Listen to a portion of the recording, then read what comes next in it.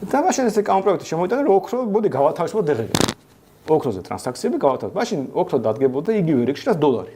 მიუხედავად იმისა, რომ ცოტა ესე სწრაფად მოხდა ამის განხილვა, ზოგადად ევროკავშირის ქვეყნებშიც ეს ცნება და ესეთი ტერმინი არსებობს, საინვესტიციო ოქროს მიწოდება ბევრ ქვეყანაში დღეგეთი არ იბეგრება. ზოდების შემოტანა და ვაჭრობა განთავისუფლდა დღეგესგან. ვის შეიძლება ჰქონდეს დღეს საქართველოში და წარმოვიდგინოთ ის რესურსი, რომ ესეთი საინვესტიციო ოქროში ჩადოს ფული და ეძებდეს გარემოს და ამაში უშლიდეს მას დღე. სულ რამდენიმე ათეული ადამიანი შეიძლება იყოს და სავარაუდოდ ერთი კაცისკენ მიუთითებს. მე საზრად მოვიდე რომ ბიზნესი ვკეთდება რა, ბიზნესი მოუნდა რომ ოქროს ყიდვა, დღეგეს გადახდა არ მოუნდა და როგორც ოფშორების კანონზე იყო, თავსაკუთარ თავს გადასახადი მოუხსნა.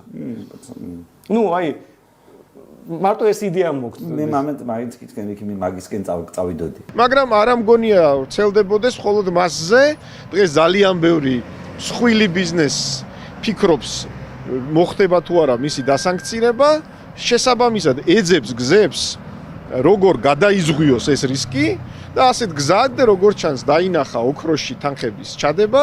მე შეიძლება ბიზნეს არაფშვაში არ იყოს, შეიძლება არაბების ამბავი იყოს. ის კომპანია რო ჩამოვიდა აქ, ესენი ხო დუბაიდან არიან. დუბაიში არის ბირჟა, ოქროს ბირჟა. და ეს კანონი ოქროს ბირჟის გახსნას გაძლევს შესაძლებლობას. ანუ ადრე ეხლა ბირჟაზე ხო ვერ ივაჭრებ თუ დღეგესი ხდი ყოველჯერზე. ეს როგორ ჩახსნეს, შეიძლება ჩვეულებრივად ივაჭრო და მთელ რეგიონს მოემსახუროს ოქროს ბირჟა გაჩნდეს რა.